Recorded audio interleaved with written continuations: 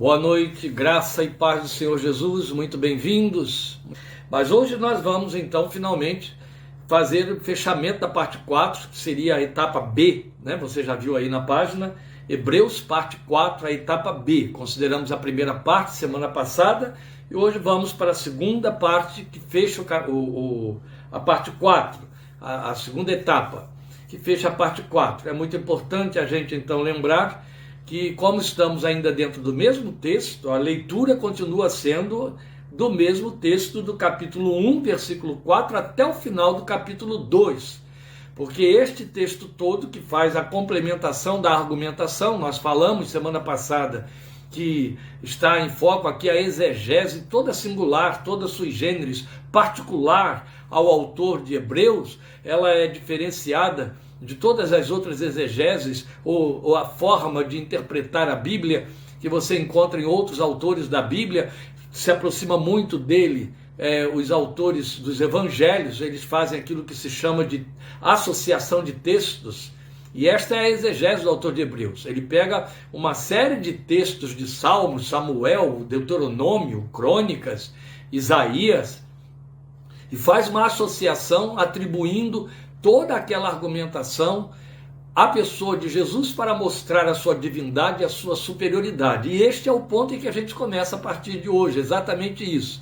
Daí a importância desse estudo detalhado da carta aos Hebreus. Primeiro porque você já comprovou isso, né, na caminhada que tivemos até agora, a sua riqueza que fala por si mesma. Já na introdução mostramos que a carta ganhou seu lugar no cânon sagrado do Novo Testamento porque ela se impôs por sua profundidade, pelo peso de verdade que ela concentra. E é evidente então que temos um documento muito rico em nossas mãos. E daí então esta caminhada que está sendo lenta, mas não é lenta por ser lenta, é lenta porque temos de nos deter nas particularidades que não podem ficar por conta de uma mera leitura, não é? É uma leitura devocional? É. Mas é uma leitura com profundidade? Também é. Do contrário, não compensa a gente gastar tempo aqui em cima da carta. Então nós vamos fazer a leitura a partir de novo, né, do versículo 4, e seguindo aí adiante. Eu me congratulo com você que teve esse interesse, que está aí disposto a participar, separou esse tempo e dá sequência, e eu espero aí fazendo seus apontamentos importantes e necessários. Portanto, a partir do versículo 4 do capítulo 1, o texto de Hebreus diz: tornando-se tão superior aos anjos quanto o nome que herdou é superior ao deles. Pois a qual dos anjos Deus alguma vez disse: tu és meu filho, eu hoje te gerei? E outra vez: eu serei seu pai e ele será meu filho. E ainda quando Deus introduz o primogênito no mundo, diz: todos os anjos de Deus o adorem. Quanto aos anjos, ele diz: ele faz dos seus anjos ventos e dos seus servos clarões reluzentes. Mas a respeito do Filho diz: o teu trono, ó Deus, subsiste para todo sempre. Cetro de equidade é o cetro do teu reino.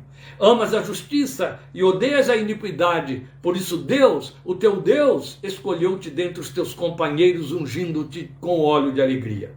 E também diz: no princípio, Senhor, firmaste os fundamentos da terra, e os céus são obras das tuas mãos. Eles perecerão, mas tu permanecerás. Envelhecerão como vestimentas. Tu os enrolarás como manto, como roupas, eles serão trocados. Mas tu permaneces o mesmo, e os teus dias jamais terão fim. A qual dos anjos Deus alguma vez disse: senta-te à minha direita, até que eu faça dos teus inimigos um estrado para os teus pés? Os anjos não são todos eles espíritos ministradores enviados para servir aqueles que hão de herdar a salvação? Meus irmãos, aqui encerra o capítulo 1. Evidente que a nossa leitura vai continuar hoje, do capítulo 2 até o final do versículo 18, porque a abordagem faz uma mistura destes textos que lemos com o capítulo 2, porque o propósito, o trabalho do autor de Hebreus aqui é fechar a sua argumentação, provando a superioridade de Cristo aos anjos. Bem, já colocamos para os irmãos na etapa primeira, a etapa A, da parte 4, semana retrasada, né? Já que faltamos na semana passada a nossa aula, nós colocamos aqui então esse lugar que os anjos têm em toda a confissão, pensamento judaico, e especialmente na revelação do Novo Testamento. Daí a necessidade que o autor de Hebreus teve de mostrar que Jesus não podia estar equiparado a eles e muito menos ser colocado abaixo deles. Acima, Mas acima em que nível? Num nível de superioridade, onde ele é revelado para nós como Criador dos próprios anjos, e Deus, da magnitude da majestade nas alturas, sentado à direita da majestade nas alturas. Isso ficou exposto na etapa anterior. Agora, hoje, nós vamos entrar, então, nesta aplicação destes textos que vocês viram aqui. Ele faz um apanhado de textos, que eu vou mostrar para você, ponto a ponto, de onde eles procedem, para poder mostrar, fortalecer, melhor dizendo, reafirmar o argumento da superioridade de Cristo aos anjos. Vocês veem que ele começa com essa pergunta: a qual dos anjos disse? A qual dos anjos disse? Qual anjo ouviu ele dizer: tu és meu filho, hoje te gerei? Qual dos anjos ouviu ele dizer alguma vez, já é o finalzinho do versículo 13, senta-te à minha direita até que eu faça dos teus inimigos um estrado para os teus pés? Só que o que há de importante aqui considerarmos aqui é que a parte do texto de Deuteronômio, que é o do versículo 6, que ele cita aí no versículo 6, em que ele diz: e todos os anjos de Deus o adorem, todos os demais textos são textos que estão, especialmente da pena de Davi, que vai acontecer de novo no capítulo 2, ele vai usar o Salmo 8. Todos os textos, então, são textos que, no momento histórico, no momento em que foram produzidos, eram palavras dirigidas por Deus ao personagem que estava em foco. Ali no caso, por exemplo, Davi. Só que o que o autor faz, daí a beleza da sua exegese, é mostrar que com absoluta certeza, aquela palavra dada àquele personagem não era dele nem para ele. Não era uma proposta a um ser humano. Não era proposta a um pecador. Não era proposta a alguém com finitude. Vale lembrar aqui que Pedro também, com muita unção, sabedoria, inspirado pelo Espírito Santo, no seu discurso em Atos, fez exatamente isso quando foi falar da ressurreição de Jesus, tomando um texto de Davi, em que havia a promessa de que aquele a quem estava sendo prometido não veria corrupção, ou seja, não morreria, não veria corrupção. Em outras palavras, ficaria vivo, ainda que morresse. Aí Pedro toma essa palavra para dizer, vamos lembrar aqui, casa de Israel, que Davi morreu e a sua sepultura está aí, conhecida por todo mundo. Ele viu corrupção. Então essa palavra não se cumpriu em Davi porque não dizia respeito a ele. Dizia respeito ao filho de Davi, que no caso é Jesus, para falar de ascendência. Então percebe, esse trabalho de acomodação de texto é uma exegese que Pedro fez, é o que o autor de Hebreus está fazendo também, provando com isso que aquela era uma palavra que não se aplicava nem ao personagem que estava sendo dito e muito menos a anjos, para mostrar que se aplicava a alguém que estava para muito além deles. A quem? A Jesus. Este é o propósito, este é o trabalho que ele faz nesta associação dos textos, nessa exegese de textos do Velho Testamento. Então, continuando, nós vamos aos principais pontos elencados por esse autor para salientar a superioridade de Cristo aos anjos. Vamos aí. Então, após mostrar em 1:4, que nós acabamos de ler, tornando-se tão superior aos anjos quanto o nome que herdou é superior ao deles, o lugar, após mostrar aqui em 1:4, o lugar da exaltação de Cristo, o autor da carta, então, vai se servir desses textos do Velho Testamento, que por inspiração divina é evidente, ele foi conduzido pelo Espírito de Deus, ele extrai de instâncias históricas e proféticas para aplicá-los figuradamente a Cristo. Na verdade, os textos estavam sendo aplicados figuradamente àqueles que os produziram, ou com quem Deus falou na ocasião. Só que eles estavam sendo tipos. O antítipo é Cristo, eles estavam sendo tipos. Daí a gente está dizendo figuradamente aplicados a Cristo, é o que ele está fazendo agora, mostrando assim que o Messias veio a ser o antítipo que esses personagens apontavam, não é? Então ele vai trabalhar pela ordem, vamos ver aí, com o Salmo 2:7, veja, no versículo 5, quando ele cita, pois a qual dos anjos Deus alguma vez disse, tu és meu filho, eu hoje te gerei, e eu serei seu pai, e ele será meu filho. Ele está fazendo uma pergunta, qual anjo ouviu isso? Agora, de onde ele extraiu isso? Ora, ele extraiu esse texto do Salmo 12, versículo 7. Eu não vou nesses textos, senão nós não conseguiremos avançar e não há necessidade. Basta eu dar a referência a você e você verifica depois. Então, o que você tem aqui em 1:5 é o apanhado de Salmo 2,7. Em Salmo 2,7, você lendo Salmo 2,7, você vai dizer tranquilamente, o autor do Salmo é aquele a quem Deus está dizendo, tu és meu filho, eu hoje te gerei. E eu serei seu pai e ele será meu filho. É a primeira coisa que você vai entender. O autor de Hebreus está chegando para dizer o quê? Nem anjos ouviram Deus dizer tal coisa. A qual anjo ele disse isso? E Deus jamais diria então a um homem, um ser humano, neste caso não seria Davi, tu és meu filho, hoje te gerei, eu serei seu pai. Ah, mas Deus não é nosso pai? Sim, ele é nosso pai quando nos gerou pela fé em Cristo, pelo Espírito Santo, nos trazendo um novo nascimento, aí nos gerou como filhos. Não era a experiência de Davi. Daí o autor da carta está pegando o texto e dizendo, esta promessa não foi feita a anjos, e nem a homens, a nenhum mensageiro. Ela é de Cristo. Depois ele vai trabalhar com o texto de 2 Samuel 7,14 e 1 de Crônicas 17,13. Se você quiser acompanhar essas citações com mais detalhes, se não estiver apontando aí agora, você pode ver no rodapé da sua Bíblia.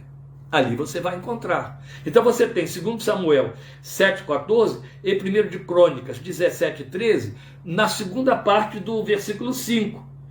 E eu serei seu pai e ele será meu filho. Então, corrigindo o que eu disse um pouquinho antes. Tu és meu filho, hoje te gerei, é Salmo 2,7. E eu serei seu pai e ele será meu filho, está em 2 de Samuel 7,14 e 1 de Crônicas 17,13, porque foi uma promessa de Deus apontando para Salomão. Deus falou para Davi que estava dizendo isso a respeito de Salomão. O autor de Hebreus chega e diz, olha, esta palavra pertence a Cristo. Salomão está sendo tomado aí como uma figura do Messias de Deus. Depois ele vai trabalhar com Deuteronômio 32:43, é 1:6, eu já citei. É o texto em que ele diz, e todos os anjos de Deus o adorem. É o texto de Deuteronômio. Em seguida você vai ter em 1:7, o que temos em 1:7? Quanto aos anjos, ele diz, ele faz dos seus anjos ventos e dos seus servos clarões reluzentes. É um texto que fica paralelo ao Deuteronômio, porque não é referente é uma referência direta realmente a anjos. Esse texto sai de Salmo 104, versículo 4. Ele pega Salmo 104, 4 e diz, para fazer essa comparação, que a respeito dos anjos, o que ele diz foi coisa bem diferente. Ele disse, primeiro, todos os anjos de Deus adorem ao Filho, é o texto de Deuteronômio. Depois em 1:7, ele faz dos seus anjos ventos e dos seus servos clarões reluzentes, para dizer que Deus faz dos anjos servos, seus servos. Bem, nós vamos encontrar isso de novo em 1:14. Aqui ele está mostrando qual é a categoria dos anjos. Para mostrar, não há como equiparar a Cristo, daí Cristo superior aos anjos. Em seguida, versículos 8 e 9, que temos em 8 e 9, mas a respeito do Filho diz, e aí eu quero ressaltar aqui o fato de que em todo este capítulo 1, isso vai acontecer também em João, capítulo 3, vários outros textos que se referem a Jesus como o Filho de Deus, a palavra filho está aí na sua Bíblia também, está escrito com um F maiúscula. É maiúsculo por quê? Porque é uma palavra grega que só é usada para se referir ao Filho por excelência.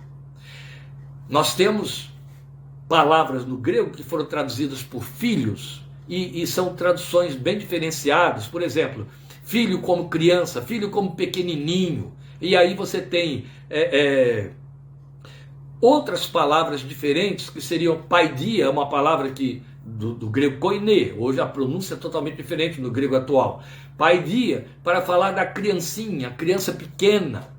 Mas quando se refere ao filho, e essa palavra é exclusiva de Jesus, é rios, é outra palavra. Rios é o filho. Daí F maiúsculo nos nossos textos. Então o texto está dizendo, versículos 8 e 9, mas a respeito do Filho diz, o teu trono, ó Deus, subsiste para todo sempre, cetro de equidade é o cetro do teu reino, amas a justiça e odeias a iniquidade, por isso Deus, o teu Deus, escolheu-te dentre os teus companheiros, ungindo-te com óleo de alegria. Ora, eu disse para os irmãos que este texto de 1, 8 e 9, está saindo do Salmo 45, versículos 6 e 7. Salmo 45, versículos 6 e 7 é um salmo essencialmente messiânico. E o autor de Hebreus foi lá direitinho para pegar nele, e ao fazer uso do versículo 6, quando diz: o teu trono, ó Deus, subsiste para todo sempre, e aplicá-lo a Jesus, ele aqui reforça a sua argumentação que ele começou lá no primeiro versículo deste capítulo, para mostrar a divindade de Cristo. Cristo Deus, que tem um trono e que está no trono, um Cristo que reina e é Senhor. E aí quando ele entra com o versículo 9, por isso Deus, amas a justiça e odeias a iniquidade, Deus, o teu Deus, escolheu-te dentre os teus companheiros, ungindo-te com óleo de alegria. Estes são os textos que ele adapta e que, especialmente os jeovitas, distorcem para poder dizer: está vendo, Jesus é um ser criado, ele é igual aos anjos. É exatamente o que o autor está combatendo aqui, mostrando que Jesus é superior aos anjos. E por isso mesmo não é um ser criado. Pelo contrário, é o criador dele. Pois bem, depois você vai ter Salmo 102, versículos 25 a 27, que estão nos versículos 10 a 12. Também diz: no princípio, Senhor, firmaste os fundamentos da terra, e os céus são obras das tuas mãos. Eles perecerão, mas tu permanecerás. Envelhecerão como vestimentas, tu os enrolarás como manto, como roupas eles serão trocados, mas tu permaneces o mesmo, e os teus dias jamais terão fim. É evidente que este é um texto essencialmente falando da divindade do Deus eterno. Aqui está o autor tomando o texto do Salmo 102 e atribuindo-o a Jesus. Depois você vai ter, por último, o versículo 13, que é o Salmo 110, primeiro versículo. O Salmo 110 vai aparecer outras vezes. Salmo 110, 1. Senta-te à minha direita, até que eu faça dos teus inimigos um estrado para os teus pés. Quando ele joga o Salmo 110, versículo 1, ele o joga mais uma vez com o reforço da pergunta, que é a apologética dele. Mas a qual dos anjos jamais ele disse: senta-te à minha direita até que eu ponha os teus inimigos como estrado dos teus pés. Ora, ele já não começou tudo dizendo que Jesus foi assentado à direita da majestade nas alturas? Ele encerra esse argumento usando o Salmo 110, de onde ele tirou a sua teologia, para dizer: Jesus está assentado no trono onde jamais anjo algum assentou, a nenhum foi feita tamanha proposta. Este texto, ele está dizendo então em outras palavras, pertence ao Filho de Deus. Pois bem, a partir daí, após ter colocado então os anjos nas categorias de ventos, servos e espíritos litúrgicos, que é o versículo 14, que eu já citei semana retrasada, não é? Os anjos não são todos eles espíritos ministradores, é o que eu estou chamando de espíritos litúrgicos, porque ministrar aqui é servir a alguém. Então, espíritos litúrgicos, enviados para servir aqueles que hão de herdar a salvação. Depois dele fazer essa colocação, ele começa a explicar a razão de Jesus ter, por conta de sua encarnação, por um pouco, olha, eu estou citando textualmente 2, de 5 a 9, que eu lerei. Por um pouco se tornado menor do que os anjos. É onde ele vai trabalhar com o Salmo 8. Agora a gente vai para o capítulo 2. E aí é evidente que, já que eu vou abordar o capítulo 2, eu vou fazer a leitura do texto do capítulo 2, que é o complemento da nossa etapa de hoje, não é? Então veja bem, por isso é preciso que prestemos maior atenção ao que temos ouvido, para que jamais nos desviemos. Você percebe? Aqui começam as suas exortações. Ele está exortando aquele grupo. Eu disse a vocês que até o final da carta eu estarei trazendo essa memória de todos o tempo todo, quem são os destinatários para quem ele escreveu, aquele grupo de judeus convertidos, sacerdotes convertidos, que estavam ao Deus dará, não é? Sem eira nem beira, estavam sem alimentação, sem sustentação teológica, escriturística, depois de tudo que aprenderam e que ouviram, e também, né, no ar, porque nem seu ministério podia exercer mais. Então ele está advertindo, dizendo para que não nos desviemos. Esse era o risco que eles estavam correndo. Então você tem de lembrar o tempo todo que este grupo estava correndo um risco de se esfriar, de voltar ao judaísmo, como aconteceu, ou estava em vias de acontecer, ou aconteceu com alguns dos crentes da Galácia. Daí Paulo ter escrito aquela carta que já estudamos. Não vou me cansar de repetir isso, porque isso é fundamentalmente importante para entendermos o significado, o propósito da carta aos Hebreus, certo?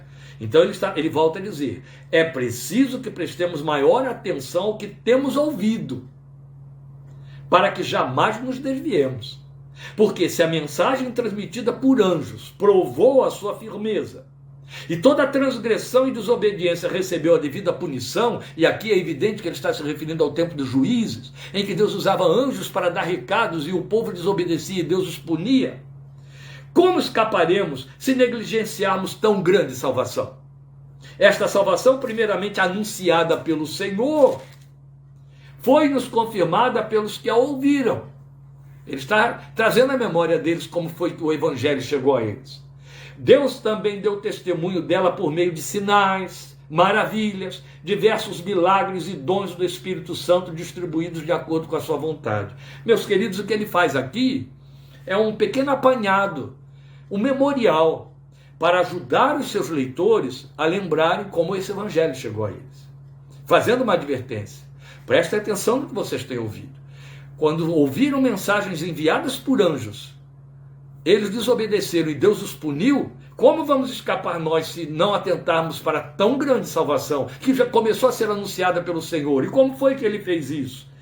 Bem, essa mensagem que o Senhor mesmo anunciou foi confirmada pelos que a ouviram. Ele está falando dos apóstolos. Deus também deu testemunho dela por meio de sinais, maravilhas, diversos milagres e dons do Espírito Santo distribuídos de acordo com a sua vontade. Ou seja, Deus operou de todas as maneiras para que não houvesse lugar para dúvidas. Para que quem cresce pudesse estar firmado no fato de que Deus testificou este evangelho com sinais, com dons, com milagres.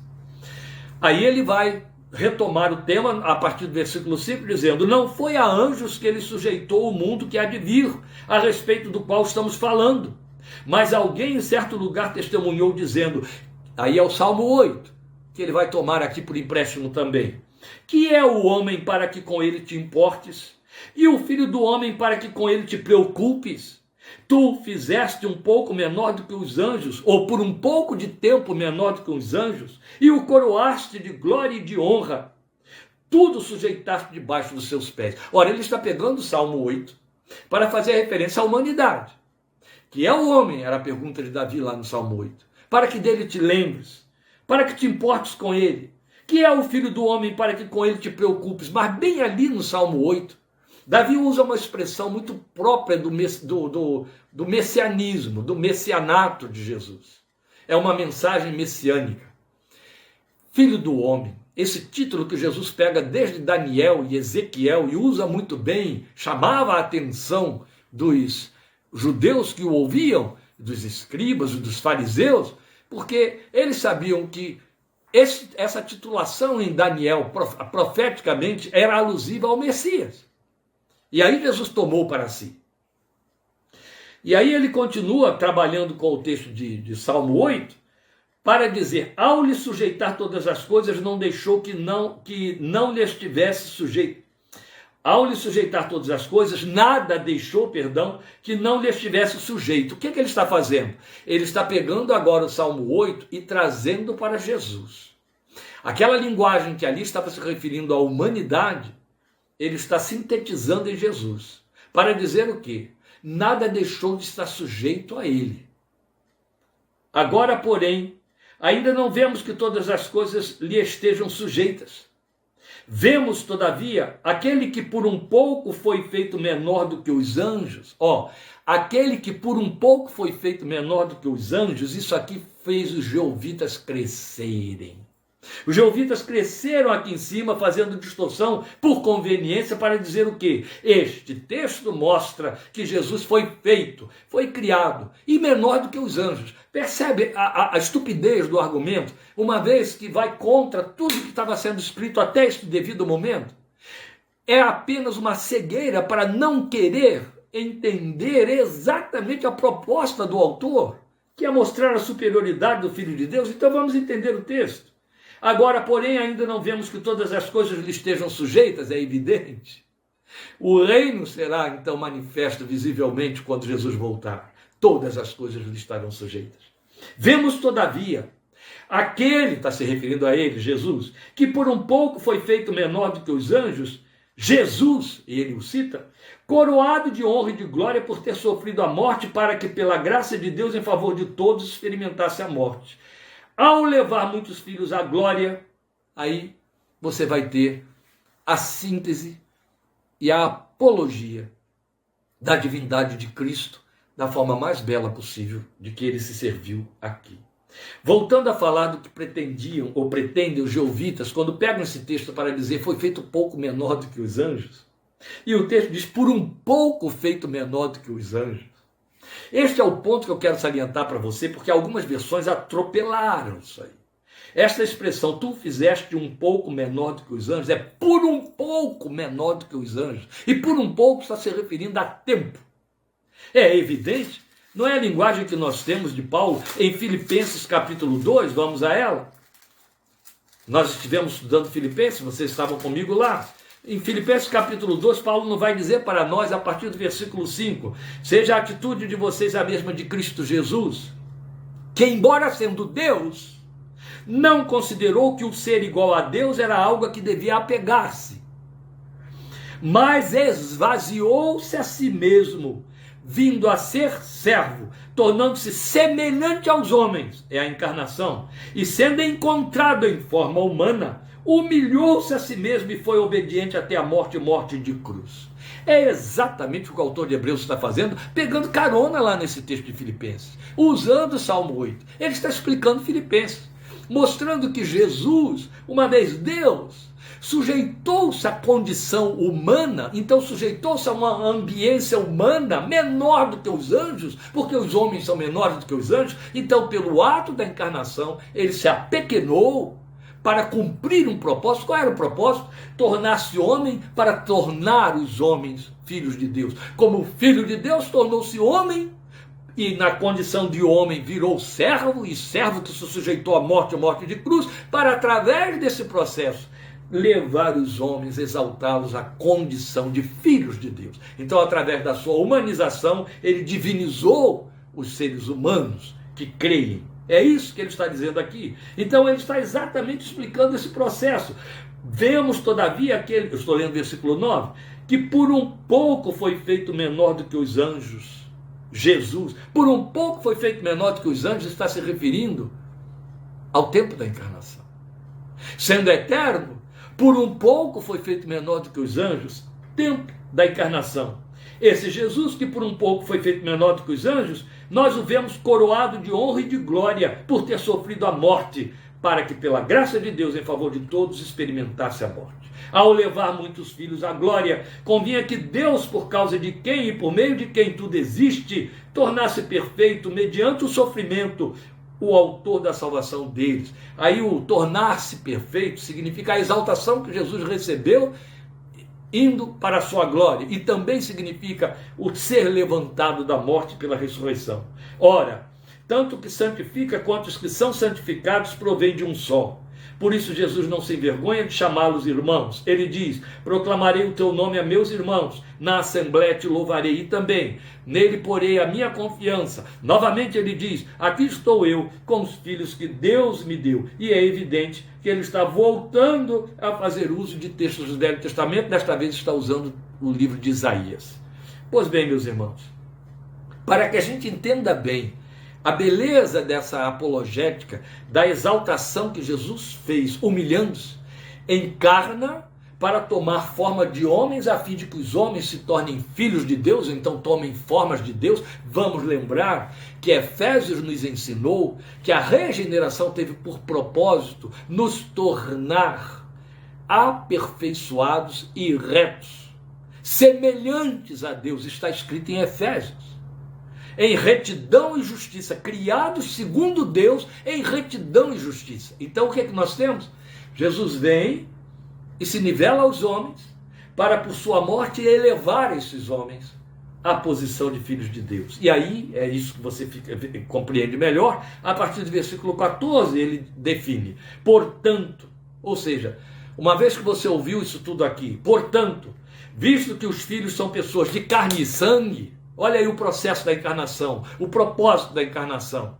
Visto que os filhos são pessoas de carne e sangue, ele também participou dessa condição humana. É exatamente o que eu acabei de falar, agora sendo dito textualmente.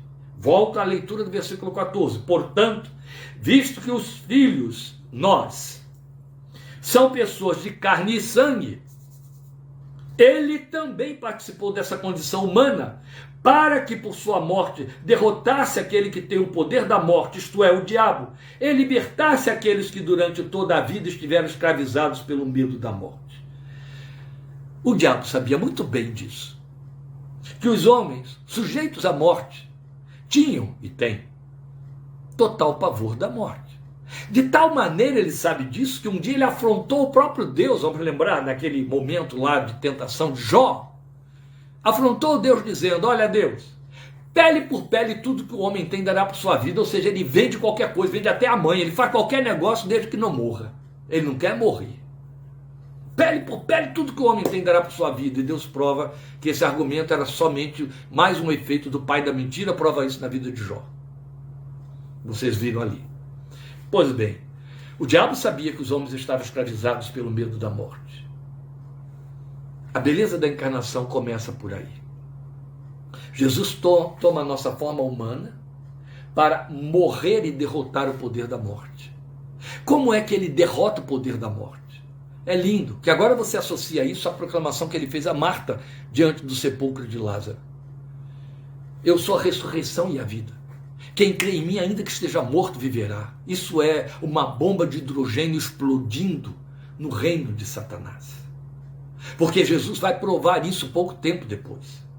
Passada a ressurreição de Lázaro, o Filho de Deus morre, é crucificado, e ao se levantar da morte, aquela humanização que ele assumiu, aquele ficou pouco menor do que os anjos por ter se tornado homem, arrebenta com o poder da morte ao se levantar, vivo dentre os mortos. Por isso, o primogênito dentre os que dormem, o primogênito entre muitos irmãos, as primícias dos que dormem, ele se levanta, e ao se levantar ele arrebenta com o poder da morte que Satanás detinha. Como é que Satanás negociava e ainda negocia com os incrédulos até o dia de hoje? Olho por olho, pele por pele, tudo que você tem dará para a sua vida.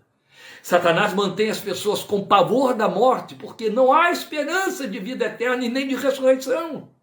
Há apenas a visão do acabar na sepultura ou de trevas a posteriori. Há apenas o vazio e a dúvida, a incerteza e uma visão de céu. Esta é a razão porque a gente vai ver que uma igreja que estava fechada a quatro portas depois que Jesus morre, com medo dos judeus, é isso que a Bíblia nos diz em Atos, se levanta ousada, poderosa, irreprimível, ousada. Ninguém mais conseguiu conter aquela gente a partir do momento em que eles deram de cara com a ressurreição realizada, o Filho de Deus ressurreto como prometeu.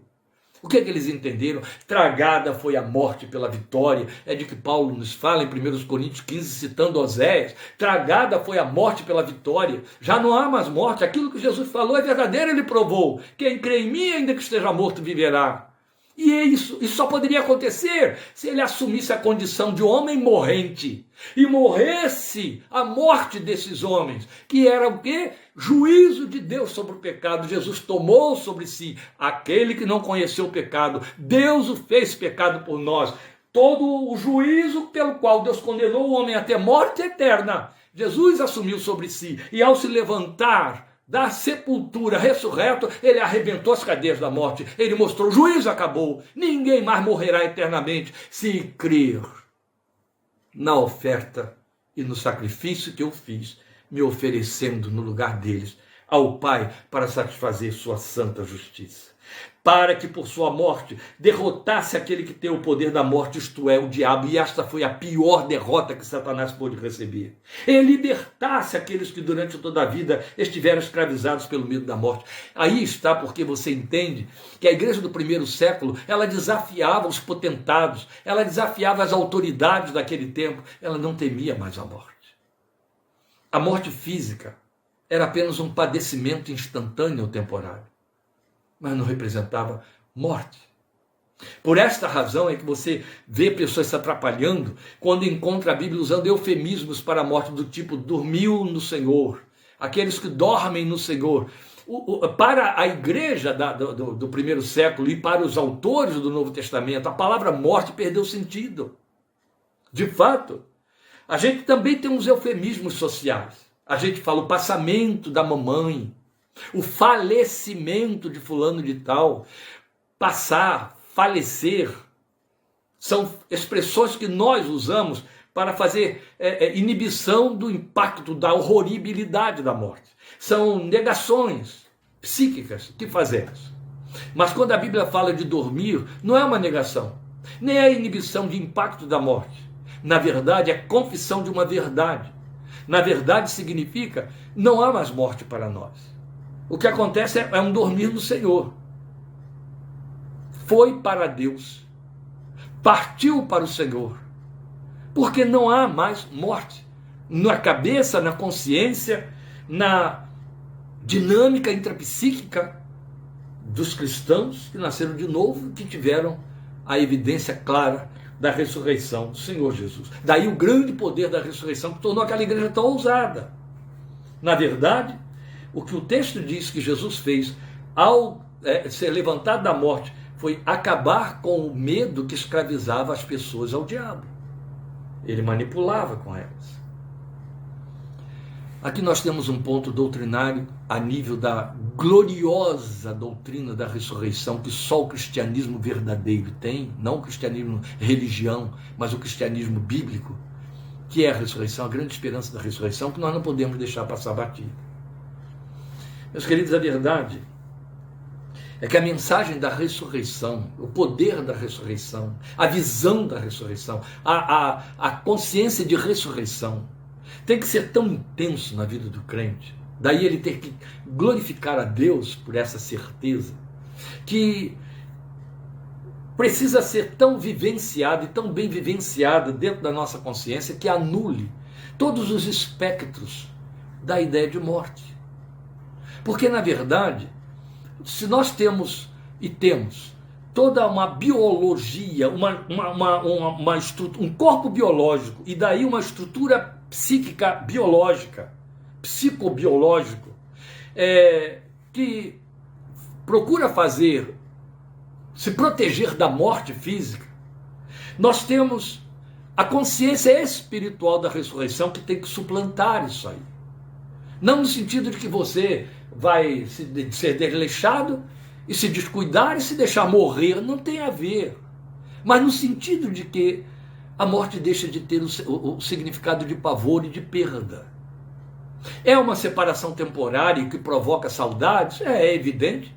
A mesma saudade, claro que com uma intensidade maior, de quem vai viajar e que você sabe que poderá não ver nunca mais, que poderá nunca mais voltar a esse país. O impacto da morte é pelo fato de que você sabe que de fato não haverá tomar um avião de volta. É você quem terá de ir se quiser ver de novo. Se aquela pessoa que partiu para o Senhor.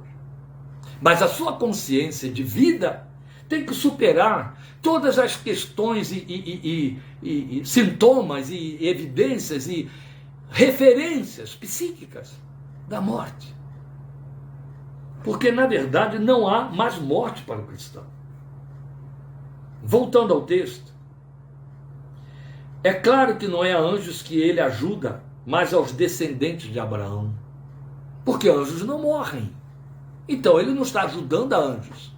Ele está ajudando aos descendentes de Abraão. E você percebe que aqui nós temos um gancho doutrinário muito poderoso, que é o fato de que toda a promessa da graça, etc., se refere aos descendentes de Abraão. E descendentes de Abraão não são os que nascem e fazem circuncisão. Descendentes de Abraão, nós já aprendemos em Efésios, não ficou restrito, ou não ficaram restritos aos que nascem entre os judeus. Jesus derrubou isso e Paulo outro tanto. Filhos de Abraão são os que creem, são os filhos da promessa. Os que creem na fé que teve o crente Abraão. É a linguagem de Romanos capítulo 4. Então, filhos de Abraão são os que creem. Jesus morreu para ajudar os filhos de Abraão que eram morrentes, para que ficassem libertos do medo da morte, com a certeza de que só meu corpo morrerá.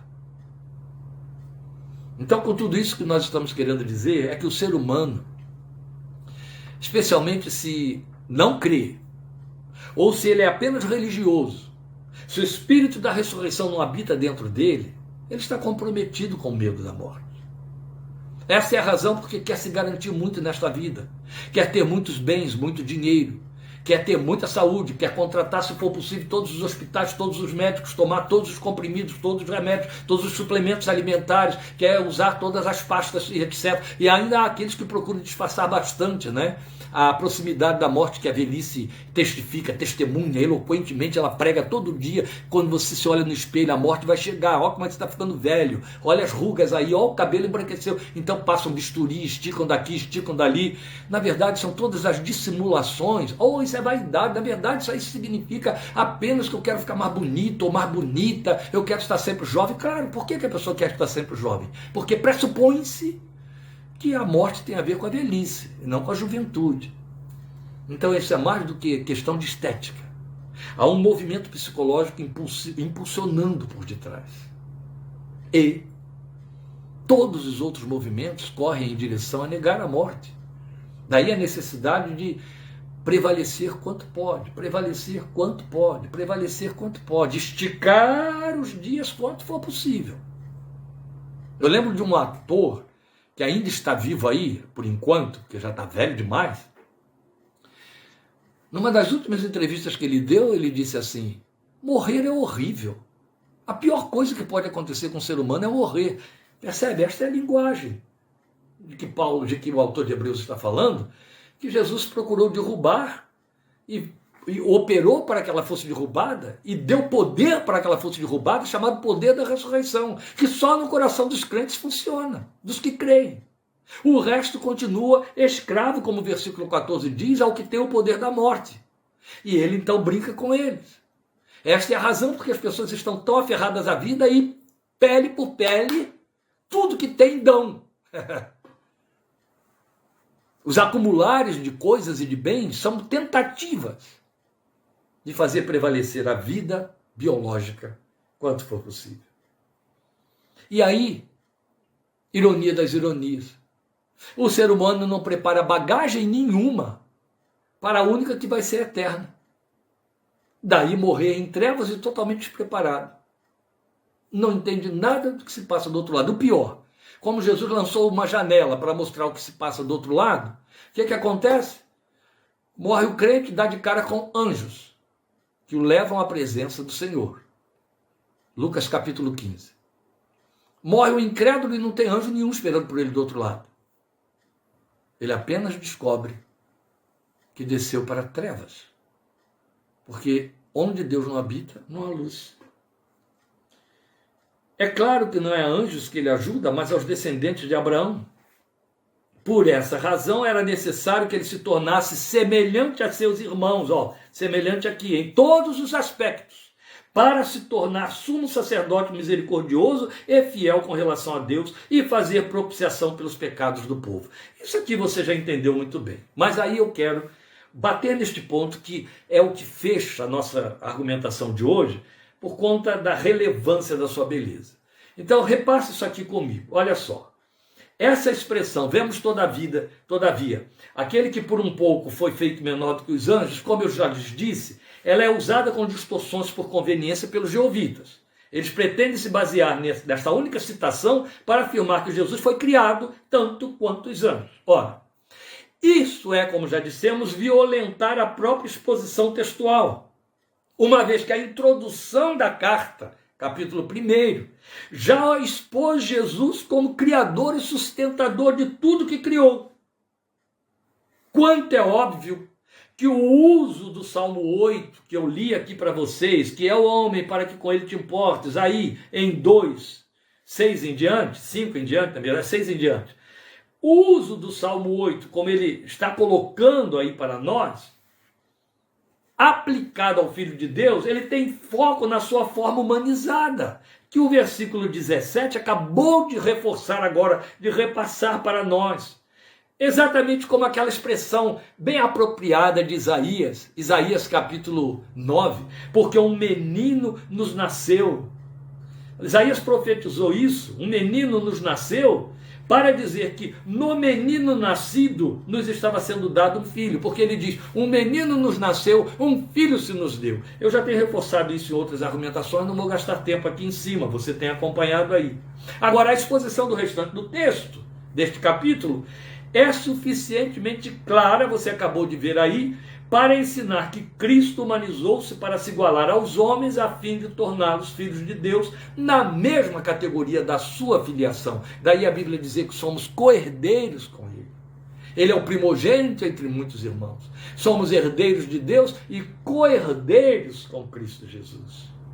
A ponto de, na oração de João 17, ele dizer, Pai, eu quero que o amor com que tu me tens amado esteja neles, e eu neles esteja, para que vejam a glória que me tens dado antes, ou que me deste, antes que o mundo existisse, eu quero que eles estejam lá também comigo. Outro tanto, Paulo vai usar, e o autor de Hebreus também, Paulo vai usar em 1 Coríntios, o autor de Hebreus aqui na carta, vai usar o texto de Isaías em que Jesus vai se apresentar diante do Pai, toma essa expressão lá de Isaías dizendo, eis aqui a mim e aos filhos que Deus me deu, para falar do dia em que Ele nos apresentará diante do trono do Pai.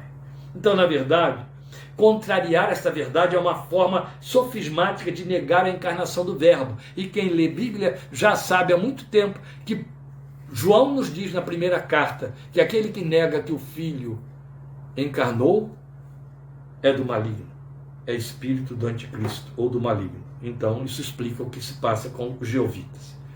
O destaque maior, então, fica por conta de 2,14, não é? Como nós lemos aí. Visto que os filhos são pessoas de carne e sangue, ele também participou dessa condição humana, para que por sua morte derrotasse aquele que tem o poder da morte, isto é, o diabo. E outro tanto, o 17, que eu torno a ler. Por essa razão era necessário que ele se tornasse semelhante a seus irmãos em todos os aspectos, para se tornar sumo sacerdote misericordioso e fiel com relação a Deus e fazer propiciação pelos pecados do povo. Ora, esse versículo 17, mas também o versículo 18, porque tendo em vista que ele mesmo sofreu quando tentado, ele é capaz de socorrer aqueles que também estão sendo tentados.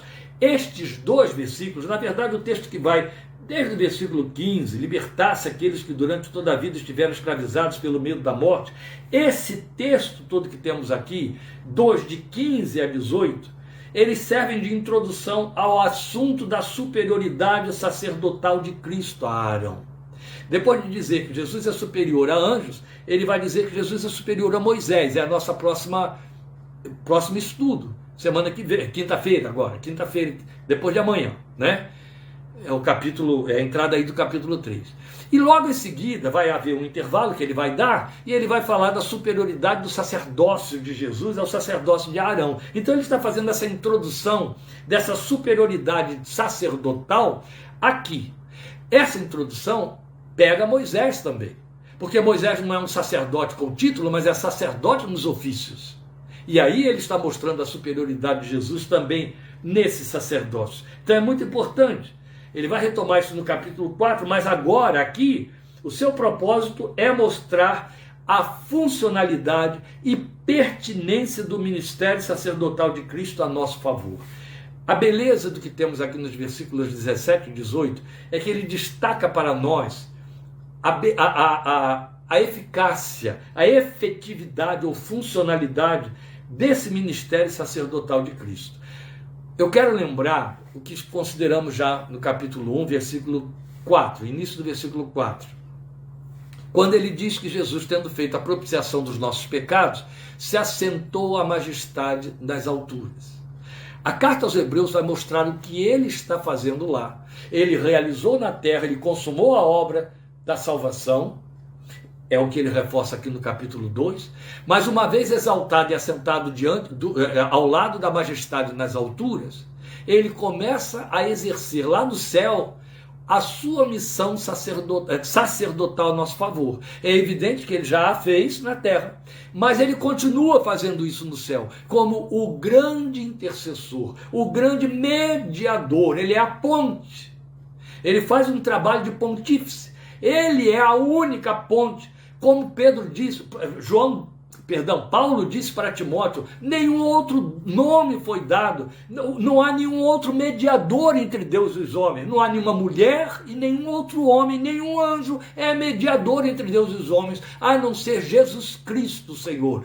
Pedro disse isso claramente, nenhum outro nome foi dado aos homens pelo qual devamos ser salvos. Mas Paulo reforça isso de forma muito bem colocada, muito textual. Não há nenhum mediador entre Deus e os homens a não ser Jesus Cristo, Senhor. Não tem como você jogar isso fora. É Bíblia, é revelação. Então Jesus, no seu caráter e função de sacerdote, ele é o próprio sacrifício. Ofereceu-se como sacrifício. O sacerdote oferecia um animal como sacrifício a favor de um confessor, um pecador, que era quem trazia a oferta. O sacerdote sacrificava, daí a palavra sacerdote, kohen, no hebraico, significa sacrificador. Ele sacrificava, e aí ele estava fazendo um trabalho de ponte, ligando esse homem a Deus através daquele sacrifício do sangue que estava sendo derramado do cordeiro. Jesus é o próprio cordeiro que derrama o seu sangue e continua sendo a ponte, a única ponte. Ele é a única ponte entre nós e Deus. E nessa condição de ponte, além de ter feito a salvação, e uma vez que fez a salvação, operou a salvação por sua oferta e morte, o que ele continua fazendo? O que nós temos no sacerdócio de Cristo? Quando nós formos ao capítulo 4, versículo 14, isso vai ser reforçado, e eu vou ter de voltar a esse texto aqui do capítulo 2. Mas não posso encerrar o capítulo 2 sem pontuar o que temos nesse sacerdócio de Jesus, que é sumamente importante para nós. Ora, a primeira coisa que ele diz no versículo 16 é que nele nós temos ajuda. Veja, a ponte, intercessor, ele nos dá ajuda. Não é a anjos que ele ajuda, mas aos descendentes de Abraão. Nos ajuda. É evidente que essa linguagem, ajuda, o verbo ajudar, é alusiva ao fato de que ele tirou de nós o medo da morte, pelo poder de ressurreição e o espírito de ressurreição por dentro de nós. Mas a ajuda tem muito a ver com o seu trabalho sacerdotal. É ajuda no sentido de confessarmos a ele os nossos pecados e ele ouvi-los e ele interceder por nós. É ajuda. Misericórdia, a própria encarnação é a maior expressão da misericórdia de que se pode falar, que o versículo 17 cita para nós. Era necessário que ele se tornasse semelhante aos seus irmãos em todos os aspectos para se tornar sumo sacerdote misericordioso. Você há de convir que o sacerdote, o sumo sacerdote, especialmente o sumo sacerdote, na lei, especialmente no aspecto do trato com o leproso e a lepra, lembram quando pregamos aí sobre Naamã? Ela era a figura do pecado. Ali ele não podia ter misericórdia, ele tinha de cumprir o rigor da lei. E a lei mandava banir, declarar que o leproso estava leproso e não fazer nada com ele, além de bani-lo da sociedade. Ele era expurgado. Então você não poderia chamar aquele sacerdote por conta da lei de misericordioso. Você vai encontrar coisa completamente diferente em Jesus, porque quando ele vem como rabi, ele toca no imundo. E isso era proibido pela lei. Nenhum rabi, nenhum sacerdote poderia tocar em alguém imundo, nem numa mulher com fluxo de sangue. Jesus tocava o leproso e o curava. Pois bem, nós encontramos agora o texto dizendo que ele é misericordioso. A encarnação já fala dessa misericórdia. Porque misericordioso significa igualar-se-á, descer no mesmo nível. A palavra misericórdia, etimologicamente, ela é o desdobramento de duas palavras, aí no caso latinas, miséria e cordia, ou córdia, para falar de coração miserável, coração que se miserabilizou, coração que se tornou miserável, coração que se igualou, desceu, veio para o mesmo nível. A expressão maior disso está na encarnação. Como é que Deus prova a sua misericórdia para conosco? Em que Cristo Jesus morreu por nós. Sim, de que maneira? Tomou a nossa forma humana, veio viver a nossa vida, veio viver a nossa fraqueza, veio viver os nossos pavores, as nossas debilidades. Encarnou-se, tomou a forma de carne humana, carne condenada. Esta é a expressão maior da misericórdia.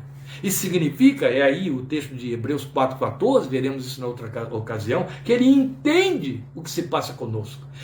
Isaías 53, profecia messiânica, ele sabe o que é padecer, homem de dores. Aqui está a expressão maior de Isaías 53. Por que ele é misericordioso? Porque ele entende de dor. Por que ele é misericordioso? Porque ele sabe o que é padecer. Por que ele é misericordioso? Porque ele sabe o que é trabalhar. Por que ele é misericordioso? Porque ele sabe o que é sofrer tentação. Está escrito lá em Hebreus 14. Ele é misericordioso. Ele tem um coração igual ao meu. E aí eu preciso ter um coração igual ao dele. Entende?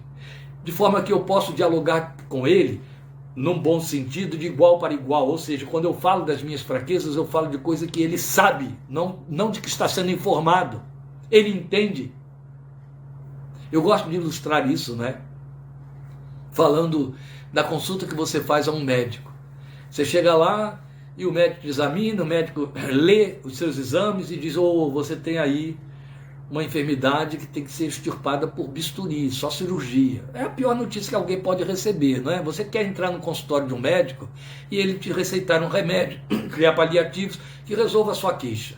Mas quando ele diz: não, você vai ter que ser internado, você vai ter que passar por um processo cirúrgico, isso é a pior coisa que alguém pode ouvir. Agora, quando você chega diante do médico, quer ele fale de cirurgia ou quer apenas te receite, porque não precisa de cirurgia, e você chega ali e começa minuciosamente tentando mostrar a ele, e é assim que a gente faz, os detalhes do seu padecimento, para não ficar nada de fora, para que ele não erre, para que ele saiba exatamente por onde tem de ir e entenda o que está se passando com você. De repente esse médico ou médica interrompe você e diz: eu sei o que é isso aí. Já operei isso aí, já passei por isso, eu sofri isso aí muitos anos, eu tratei. Pronto, acabou. Você respira aliviado, você não precisa falar mais nada. Vocês ficam trocando figurinhas. Não é assim que acontece? Troca figurinha. Porque ele está falando, ele não precisa mais ouvir você. Ele tem até mais coisas para dizer do que você está dizendo, pelo fato de que ele passou por aquilo. Ele sabe o que é padecer. É isso que a Bíblia diz que temos em Jesus, o misericordioso. Ele sabe o que é padecer. Ele sabe o que é ser tentado. Então, quando você chega diante dele, levando sua miséria, ele entende dela. Aí ele pode te ajudar. O mesmo versículo 17 vai falar que nele temos fidelidade. Ele é fiel. Se formos infiéis, Paulo diz a Timóteo, ele permanece fiel porque não pode negar-se a si mesmo. Ele é fiel a quem? Ele é fiel a Deus Pai, mas ele é fiel a você. Essa fidelidade de Deus a nós é do mesmo âmbito do amor de Deus. Não é? A gente é muito grato porque Deus nos ama, mas como a gente não consegue amar o outro na intensidade com que Deus nos ama, a gente não entende muito desse amor de Deus. Nosso amor para com o outro é falho. Se o outro negar alguma coisa, nosso amor é interrompido, é suspendido, ou vira até ódio. Então a gente faz essa miscelânea aqui dentro. E aí se confunde com a questão do amor. Outro tanto a fidelidade. Ser fiel é um dos piores desafios para a nossa natureza. Eu não estou falando de fidelidade conjugal, estou falando de ser fiel ao compromisso, ser fiel à responsabilidade, ser fiel a uma amizade, ser fiel a uma outra pessoa, ser fiel a uma missão, ser fiel a um serviço, ser fiel a uma promessa. Fidelidade é um problema muito sério. E aí, como nós não somos fiéis, ou quebramos a fidelidade, entendemos pouco dela, ou transferimos para ele essa nossa fidelidade infiel. Mas a Bíblia diz que ele é fiel. E a fidelidade dele significa que ela não sofre transições. Não importa como eu reaja ou haja, ele vai continuar fiel a mim. A sua fidelidade é inquebrantável. Ele ficou fiel a Davi por várias gerações. Davi já havia morrido há centenas de anos. Depois o versículo 17 nos lembra que esse sacerdote sofreu quando tentado, mas, versículo 17, mas ele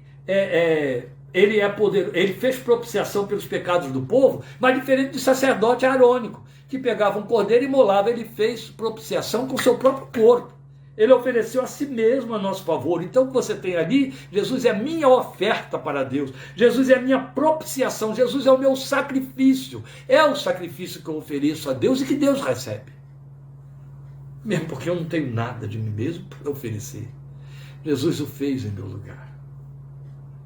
Depois, o texto mostra, para encerrar, que Ele é socorro quando eu estou em tentação. Daí Ele ter posto isso na nossa boca, na forma da oração. Quando em tentação, livra-nos do mal. Lembra? Não nos deixes cair quando em tentação. Porque Ele nos socorre quando tentados. Ele intercede por nós.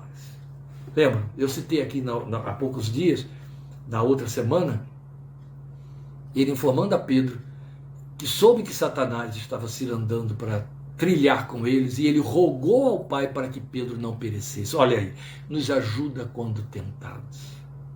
Aliás, a Bíblia já diz que não veio sobre nós tentação alguma que não pudéssemos suportar, que antes com a tentação, Deus que consente com a tentação, nos dá também um escape. Jesus é esse bendito pontífice de nossa fé. Com isso eu libero vocês por hoje. Quinta-feira entraremos, querendo Deus, depois de amanhã, viu? No capítulo 3, parte 5, para estudarmos a beleza da superioridade de Cristo a Moisés, e a esse sacerdócio de Moisés, que o autor introduziu hoje aqui.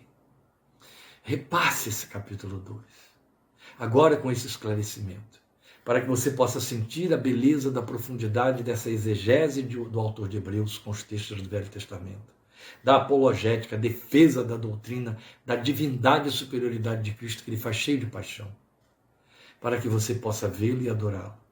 Eu encerro te contando essa experiência.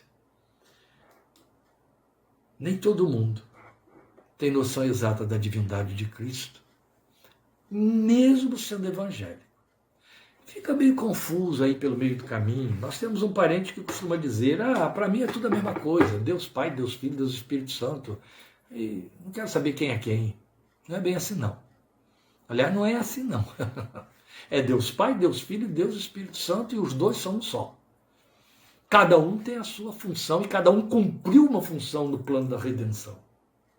Jesus pagou o preço, o Espírito Santo usou esse preço para nos regenerar, nos tornar filhos de um Deus que é nosso Pai. Pois bem, e Deus fez isso em comum acordo com Jesus, e Jesus fez isso em comum acordo com o Pai. Por isso que a Bíblia diz que Deus nos deu o seu Filho, e que Deus entregou o seu Filho por amor ao mundo. É um acordo mútuo. Mas o que nós precisamos ressaltar é o fato de que Jesus é Deus de Deus. É Deus na mesma medida do Deus eterno. É o mesmo Deus. Por isso é que a Bíblia diz que Deus estava em Cristo, na cruz, nos reconciliando consigo. Aquele filme, o livro A Cabana, que gerou o filme, ganha em superlativo de beleza quando mostra a personagem representando Deus Pai com estigmas da cruz, da crucificação nos pulsos, com as mesmas cicatrizes do filho. Uma beleza extraordinária, a sabedoria que o autor do livro e daí o respeito que o produtor e o diretor do filme tiveram em cumprir o que o autor colocou lá, que afinal de contas era filho de missionários, entendia de Bíblia, quando criou lá o seu personagem. E a história que eu quero lhe contar é essa. Quando eu trabalhava no estaleiro, eu era chefe de um grupo de homens, um grupo pequeno. Mas eu os evangelizava. Eu pregava para eles. Às vezes eu gastava um bom tempo na prancheta de um e de outro. Falava da volta de Cristo. Eu me lembro de alguns ficarem nervosos, alguns ficavam pálidos.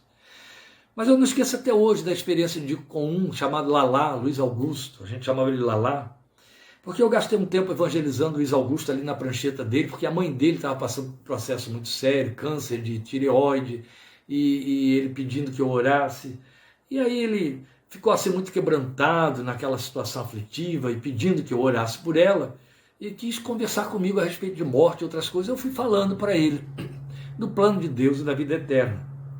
E num dado momento, eu disse e repeti por mais de uma vez, porque Jesus é Deus, até que ele... E ele era católico cumpridor lá, né? Católico observador. E ele, prestando atenção no que eu estava dizendo, de repente ele deu um salto para trás assim na prancheta, assustado. O que você disse? Você está dizendo que Jesus é Deus? Eu falei, sim, Jesus é Deus. Eu nunca pensei nisso, eu nunca soube disso, nunca me disseram isso. O que você pensa que Jesus é? Jesus é o Salvador. Mas em que condição? Um anjo? Um poderoso anjo que veio para salvar? Não, um homem que era muito santo, e que morreu pelos nossos pecados. Eu falei, sim, ele era um homem muito santo, que encarnou como homem, sendo Deus. Ele é Deus, Deus de Deus, está no credo que você confessa na Igreja Católica. Deus de Deus. Ele ficou me olhando espantado e ficou amarelo, empalideceu. Meu Deus, eu nunca soube disso, eu nunca pensei nisso. Quer dizer que Jesus é Deus. Quanta blasfêmia eu já devo ter cometido sem me dar conta, porque eu não sabia que ele é Deus. Foi tão impactante para o Lalá ouvir aquele dia que Jesus é Deus, que aquilo me marcou muito, me impressionou e me fez ver quão longe desta verdade muitos que se entendem cristãos estão. Este é o esforço que o autor de Hebreus está tendo aqui nos capítulos 1 e 2 para dizer aos seus leitores: preste atenção, cuidado, não escape de tão grande salvação, não bote Jesus aí nivelado, não faça ele descer do nível que ele tem, não. Ele é Deus e não teve por usurpação ser igual a Deus para poder assumir a forma humana. Mas uma vez que morreu a morte com que pagou os nossos pecados, Deus o exaltou soberanamente, Paulo diz, e lhe deu um nome que está acima de todo nome. Paulo disse em Filipenses 2. Mas ele aqui foi dizer o quê? Tendo feito o sacrifício pelos nossos pecados, assentou-se à direita da majestade nas alturas, ou seja, triunfou, assim como triunfou sobre a morte. Este é o Cristo que te salvou e é o Cristo que nós adoramos. Deus de Deus, o nosso Deus. Aquele que recebeu o nome de Emanuel para poder dizer: sou Deus com você, Deus conosco, nosso sacerdote. Aleluia. A Ele toda a glória. Amém. Ele é. Como temos ouvido o cântico aqui de Samuel Larino. Deus te abençoe. Depois de amanhã, quinta-feira, 8 da noite, vamos continuar nosso estudo em Hebreus. Eu espero a sua participação. Em nome de Jesus. Grande abraço. Obrigado por sua companhia. Amém.